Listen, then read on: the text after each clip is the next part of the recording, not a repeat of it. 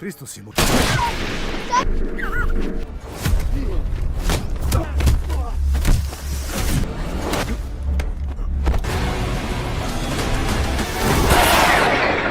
Шатай поле. Вера, как всегда.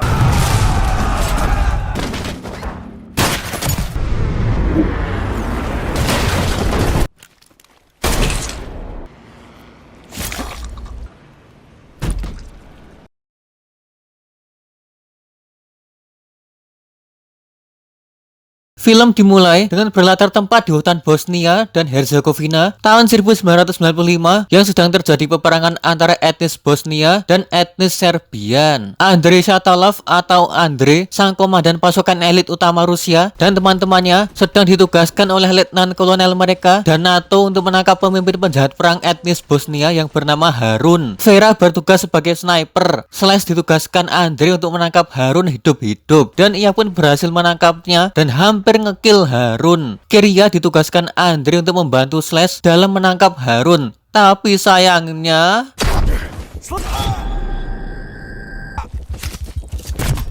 Jire bertugas untuk mengawasi keadaan. Kiria pun sekarat setelah ditikam banyak oleh Harun. Barmin ditugaskan Mang Andre untuk mengalihkan perhatian musuh dengan bom, dan mereka pun segera melarikan diri meninggalkan lokasi pertempuran. Kiria yang kehilangan banyak getih pun tak kuat menahan lagi, lalu meninggoy. Ia meninggalkan pesan ke Slash untuk menjaga anaknya. Slash pun mengamuk ke Harun karena kematian Kiria. Letnan kolonel mereka yang bernama Beck mengatakan bahwa si Harun yang penjahat perang mendapat perlindungan dari NATO dan malah mau dibebaskan. Andre pun auto bingung kenapa penjahat perang malah dibebaskan oleh NATO. Beck pun hanya mengikuti perintah dari NATO dan tidak mempunyai pilihan. Perwakilan NATO pun ngomong kalau sampai ngekill Harun maka ia harus diadili. Dan tiba-tiba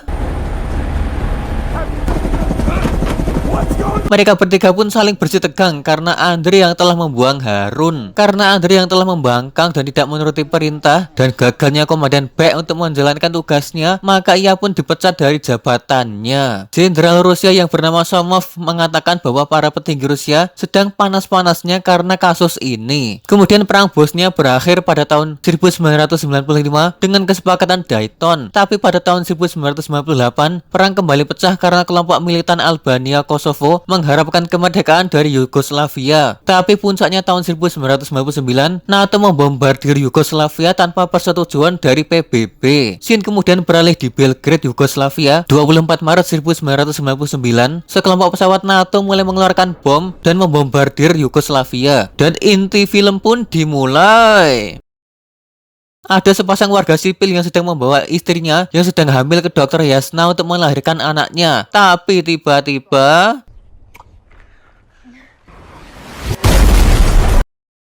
bom dari NATO langsung menghantam rumah sakit tersebut. Pria itu pun segera gercep mencari dan menyelamatkan istrinya. Ia pun melihat pemandangan yang mengerikan dan kebingungan mencari di mana istrinya. Sayangnya istrinya telah mudar dan yang tersisa hanyalah anaknya dan dokter Yasna yang terjebak di ruangan tersebut.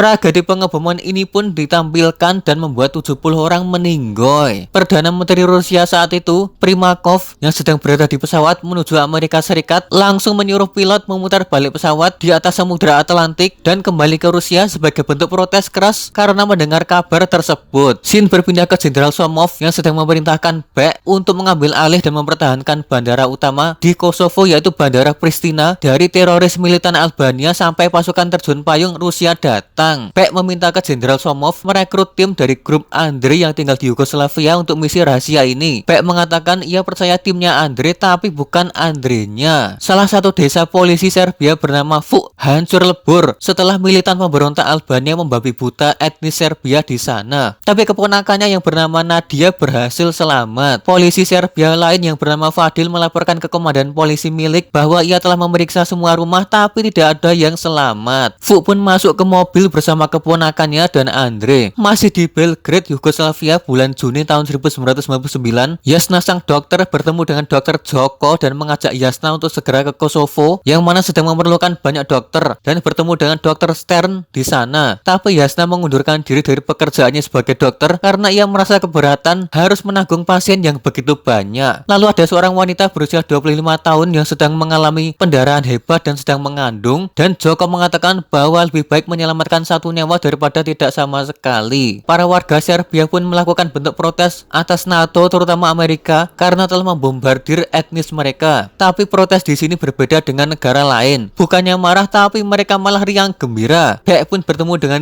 Jire, anggota lamanya dulu saat berada di tim Andre. Ia pun menceritakan kepada Jire misi untuk mengambil alih bandara Pristina dan menunggu pasukan terjun payung. Scene kemudian berpindah ke pangkalan pasukan perdamaian Rusia di Bosnia dan Herzegovina yang memperlihatkan pasukan terjun payung Rusia menggunakan APC atau kendaraan BTR-80 lapis baja yang merupakan kendaraan ikon militer Rusia. Awak 341 dan 249 sedang melakukan latihan adu kecepatan. Awak 341 terlihat ketinggalan start awal, tapi mereka berencana memotong jalur saat kecepatan tinggi. Kolonel Platov pun memantau mereka dengan seksama dan pertarungan keduanya semakin sengit dan seru yang berakhir dengan kemenangan awak 249. Kolonel Platov pun ditelepon Jenderal Somov via satelit. Jenderal Somov mengatakan bahwa keputusan melakukan parade barisan di Bandara Pristina telah disetujui para pejabat tinggi Rusia. Misinya adalah menduduki bandara sebelum pihak sekutu dan mencegah informasi bocor ke NATO. Kemudian scene diperlihatkan dengan sekelompok militan pemberontak Albania dengan Smuk sebagai pemimpinnya, dan mereka telah mengambil alih lapangan Bandara Pristina dan menjadi pangkalan mereka. Komandan polisi milik bertemu dengan Andre yang sudah menjadi warga sipil untuk bergabung dengan misi penting yaitu mengambil alihan bandara dari militan Albania. Andre pun menolak karena minder dan merasa tidak bisa melakukan misi tersebut. Berpindah ke Kosovo dan Metohija, Yugoslavia, terlihat rumah warga sipil yang bolong karena bom NATO. Barmin dan temannya sedang menjinakkan bom yang tidak meledak saat pengeboman. Tiba-tiba ia dipanggil oleh Beck. Beck kemudian ke daerah Chaka, masih Yugoslavia, untuk bertemu Vera, sang sniper dulu. Slash yang sedang minum-minum di bar disuruh untuk terlibat peperangan oleh orang random. Ternyata Vera adalah petugas keamanan di dugem tersebut. Beck kemudian menyampaikan niatnya untuk merekrut Barmin. Orang random terus mengompori Slash agar ia bisa ikut terlibat dalam perang karena mereka dibombardir NATO terus dan Rusia hanya diam. Beck pun menyampaikan misinya ke Vera dan ingin merekrutnya. Slash pun naik pitam karena orang random tersebut, tapi ia bertemu dengan Beck. Vera pun meminta jaminan ke Beck agar tidak terkena hukum. Beck pun menjaminkan dirinya. Beck membawa Slash ke mobil. Kemudian ada yang bertengkar di dugem Vera. Barmin kemudian membuka bomnya untuk dijinakkan, yang ternyata bom itu hanyalah tiruan. Beck meyakinkan Slash untuk ikut misi, sedangkan Vera sedang menghajar orang yang bertengkar di dugem tersebut. Tiba-tiba Slash pun menulis jumlah uang jika ingin Beck ikut dengannya, tapi Beck menghiraukannya. Komandan milik menyampaikan bahwa ada 3 keluarga di Selina yang tidak dapat membayar pajak ke militan Albania Smuk dan mereka pun diusir. Dan tetangga Albania komandan milik mengatakan bahwa mobilnya akan dijarah oleh militan Albania di tengah jalan. Militan Albania dengan Amir sang komandan pun datang dan menjarah mereka. Tapi komandan milik dan geng pun segera berangkat menuju ke lokasi untuk menghentikan aksi mereka. Tiba-tiba komandan milik dan geng sampai di lokasi, tapi Fu malah keluar dari mobil sendirian, entah ada masalah apa. Andre pun bergegas untuk melumpuhkan sniper militan Albania dan terjadilah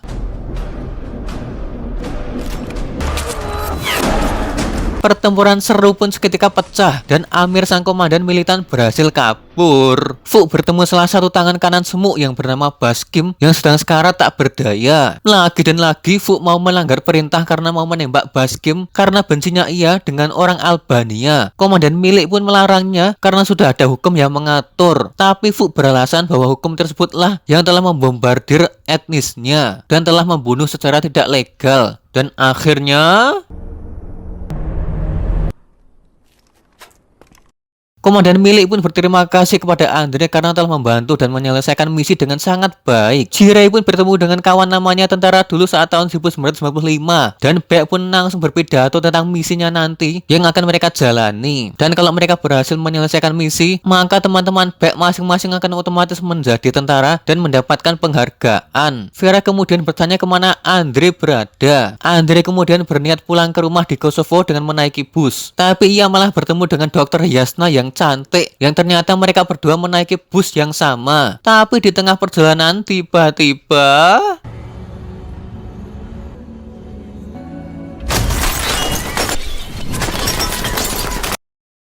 mereka semua dicegat oleh militan Albania Smuk yang kejam dan disuruh berlutut. Smuk pun berpidato kepada mereka karena mereka telah memasuki wilayahnya dan disuruh untuk memperlihatkan KTP. Tapi ada salah satu anggota Smuk yang sangean ketika melihat dokter cantik Yasna. Lalu Bapak pendeta pun giliran dihadang oleh militan. Ia pun menunjukkan barang-barangnya kepada militan dan Smuk. Pak pendeta pun dipaksa untuk syahadat oleh teroris Smuk yang kejam. Karena Pak pendeta tidak mau mengucapkannya, terjadilah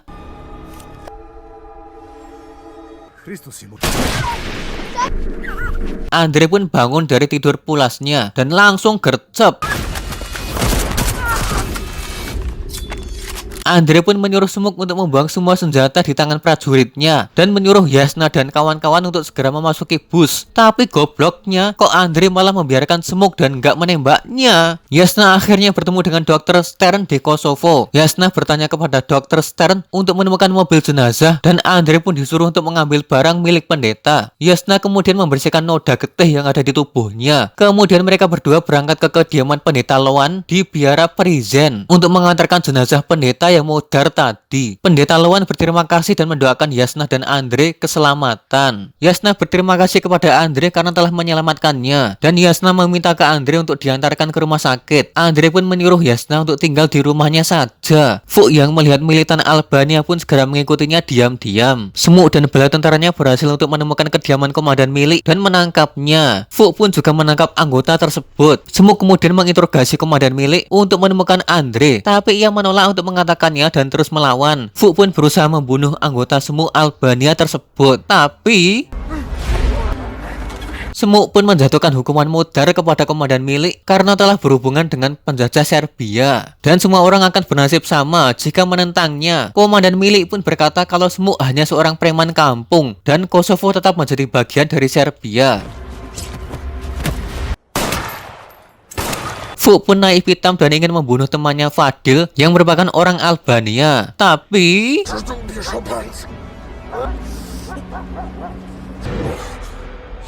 Andre pun ditelepon oleh Fadil untuk memberitahukan bahwa komandan milik telah dikill oleh Smuk dan Smuk sedang mencarinya. Yasna pun sedang merawat anaknya sang pendeta, tapi ia tiba-tiba disuruh untuk menemui Dokter Stern yang padahal ia sedang bekerja sama dengan Smuk untuk menculiknya. Yasna pun dibawa ke sebuah ruangan pembantian oleh Smuk dengan orang Serbia lainnya. Ia kemudian menarik satu tawanan Serbia perempuan untuk disandera dan menanyakan kepada Yasna di mana Andre berada. Karena Yasna tidak mau menjawab, maka terjadilah Smuk kemudian menyandera tawanan anak kecil Serbia yang polos, lugu dan tidak bersalah. Yasna pun tak tega melihat pemandangan tersebut dan segera memberitahu Smuk lokasi dari Andre. Kacungnya Smuk pun berkata bahwa salah satu anggotanya diserang oleh Fuk tadi dan terjadilah pembersihan etnis Serbia oleh militan Albania. Baek pun segera melakukan pengambil alihan Bandara Slatina yang merupakan pangkalan udara militer dari Bandara Pristina di Kosovo dan membagi tugas pasukannya dengan sangat cermat. Dan Vera lagi-lagi menjadi sniper dalam misi ini untuk mengambil alih terminal bandara. Dan konvoi pasukan terjun payung Rusia pun berangkat dari Bosnia ke Kosovo yang berjarak 612 km. Platov pun segera memerintahkan anak buahnya untuk segera berangkat menuju Bandara Pristina dan mengambil alih pangkalan udara Slatina sebelum skuadron lapis baja NATO tiba. Di sisi lain, Andre dan kedua polisi Serbia yaitu Fadil dan Vuk juga ingin mengambil alih bandara Pristina. Jire dan Slash memasuki salah satu hanggar pesawat dan menemukan barang haram morfin yang sangat banyak. Salah satu anggota Semuk di menara bandara tidak bisa dihubungi dan Semuk menyuruh Amir sang komandan untuk memeriksa bandara. Jire disuruh Bek untuk ke menara pengawas dan Slash menemukan udut kretek dan mata uang skoper. Andre, Fadil dan Vuk lewat ngarai untuk menerobos masuk ke bandara. Andre memeriksa keadaan, Fadil dan Vuk pun mengikuti setelahnya. Tapi tiba-tiba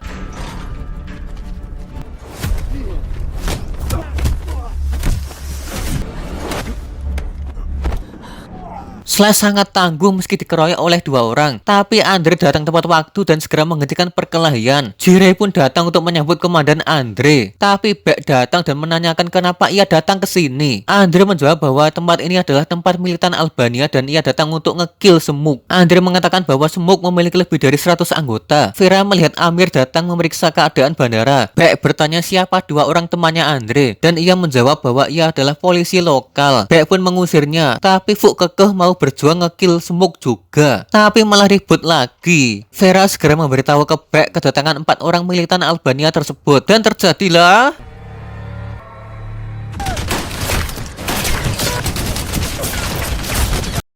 salah satu tembakan militan Albania mengenai Vera dan Andre pun akhirnya masuk ke tim Bek. Mereka langsung mengecek ke hanggar pesawat yang ternyata adalah tempat orang-orang Serbia dibantai massal oleh Semuk dan mereka menemukan Yasna yang masih dibiarkan hidup oleh Semuk. Yasna pun bertanya ke Andre di mana ia sekarang dan Andre menjawab ia berada di Bandara Slatina. Yasna menjelaskan kalau ia bisa sampai sini karena Dr. Stamp dan Semuk telah bekerjasama untuk ngekill pendeta dan menemukan Andre dan ia juga memberitahu Semuk tempat tinggalnya Andre. Semuk pun langsung menerobos masuk ke rumahnya Andre, tapi Andre sudah tidak ada di sana. Amir pun memberitahu ke Semuk bahwa bandara telah diambil alih dan Semuk pun langsung naik tensi dan langsung bersiap perang skala penuh. Vera yang sedang terluka pun cinlok dan saling tatap-tatapan dengan Fadil. Bek pun menjelaskan rencana untuk mempertahankan bandara selama 2-3 jam ke depan. Mbak Vera pun jadi penerjemah Fadil dan menjelaskan apa kata dari Bek. Andre menemui Bek yang sedang mengatur strategi dan mereka pun saling bekerja sama untuk mengatur semuanya agar dapat mempertahankan bandara dari serangan Semuk sampai konvoi pasukan terjun payung lapis baja Rusia datang. Jire terlihat sangat bersemangat dalam perang ini dan Yasna pun ditempatkan di ruang pengendali yang merupakan tempat terjauh di bandara. Kemudian ada seorang anak kecil laki-laki datang dengan bersepeda. Anak tersebut melalui pos pemeriksaan bandara. Sementara itu Slash malah asik mengumpulkan uang yang ada di hanggar. Anak kecil tersebut adalah jebakan dari Semuk untuk memantau lokasi sebelum Semuk datang menyerang penuh dengan anggotanya. Anak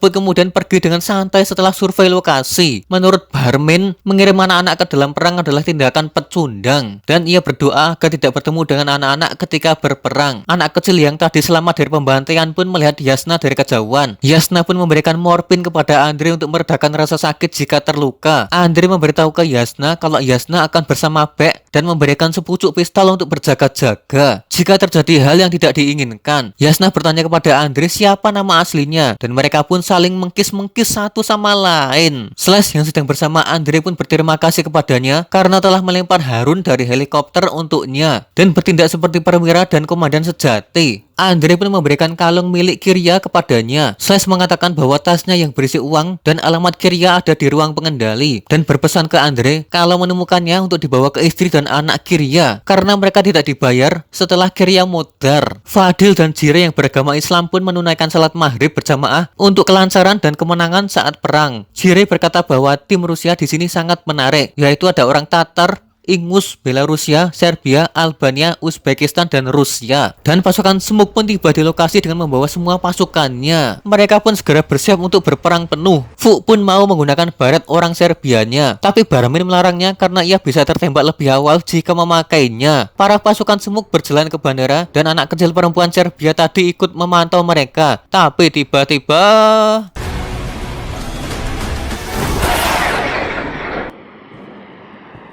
Шатай поле. Вера, как всегда.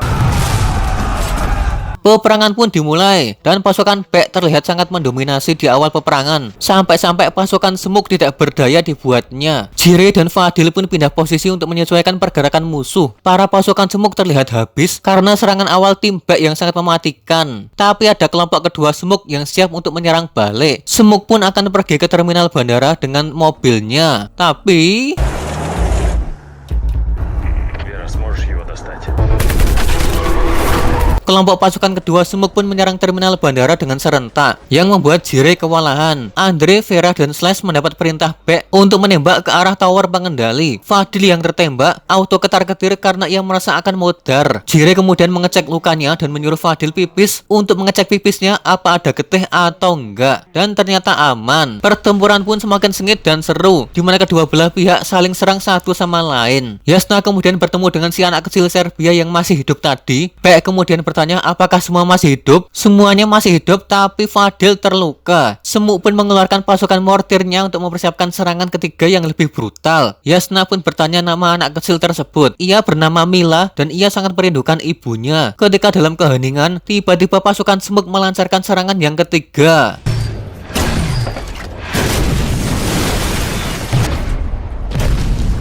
Baek pun segera mengeluarkan perintah untuk mengubah posisi. Tim Baek pun dibuat kocar-kacir karena serangan mortir yang sangat tiba-tiba, tidak terprediksi, dan langsung menembus jantung pertahanan mereka. Yasna pun membawa Mila ke tower pengendali bersama Baek. Tim Baek pun segera ditarik ke arah tower. Amir pun masuk ke area pertempuran, dan Jireh juga terluka berat yang bakal sulit untuk diselamatkan. Jireh pun menyuruh Fadil untuk meninggalkannya dan menyuruh untuk mengambilkan senapan mesin, dan Jireh pun modar. Amir yang sudah mengetahui Fu sedang berlari langsung menembaknya dengan RPG, dan kakinya Fu pun auto hancur lebur. Dan tiba-tiba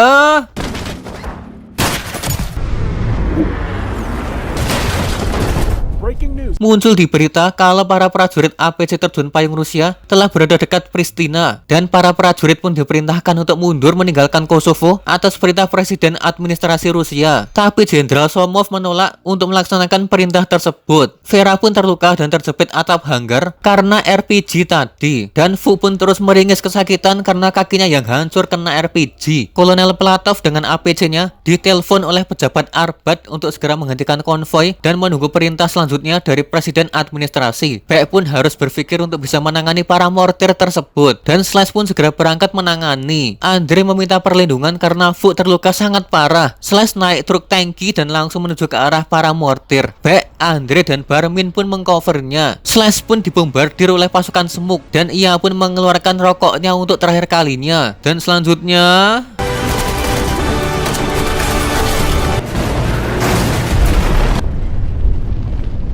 Fu pun menyuruh Andre untuk pergi meninggalkannya karena ia menunggu untuk mengganggu pasukan Semuk dan menggunakan baretnya. Pertempuran pun berlanjut sampai pagi hari. Barmin menemukan Vera yang terjepit dan menolongnya. Semuk melihat Andre yang sedang berlari menuju tower perlindungan langsung menembaknya. Barmin menemukan RPG di hanggar lalu menembaknya ke arah Semuk. Yasna yang melihat Andre tertembak tak kuasa ingin segera menolongnya, tapi Semuk yang tantrum tak mau kalah dan terus maju, dan terjadilah Yasna pun menenangkan Andre seperti saat ia menenangkan Mila, si anak kecil perempuan tadi. Tapi Andre tak berdaya dan lemas. Baek pun segera membawa mobilnya untuk melindungi Andre dan Yasna. Pertempuran sengit pun terjadi lagi. Отходим! Кто командир? Умирать собрался, а? Baek dan kawan-kawan pun berhasil melarikan diri dan Semuk diteriaki oleh Fu untuk mengalihkannya. Tapi selanjutnya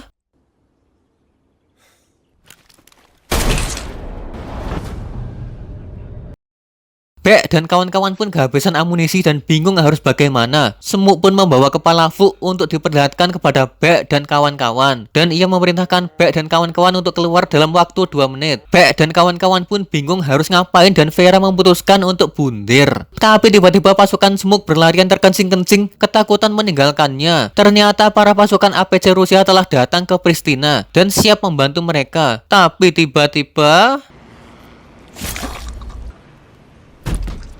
para APC datang dengan sangat gagah dan segera menggeledah setiap tempat bandara dan menenangkan Yasna kalau mereka orang Rusia dan tidak menyakitinya. Beck dan kawan-kawan pun pergi meninggalkan bandara dengan mobil, entah mobil siapa, tapi mobil tersebut yang jelas bukan mobil yang tadi. Pasukan APC Rusia pun berhasil mengambil alih bandara Pristina sepenuhnya. Kemudian pasukan NATO Inggris datang untuk merebut kembali bandara. Jenderal Mike Jackson segera memberitahu Jenderal Wesley Clark jika ia tidak akan memulai Perang Dunia Ketiga. Kembali ke Belgrade, Yugoslavia, Yasna pun selesai beribadah di gereja dan ia pun bertemu kembali dengan Andre. Film pun tamat. Sungguh sangat mengharukan.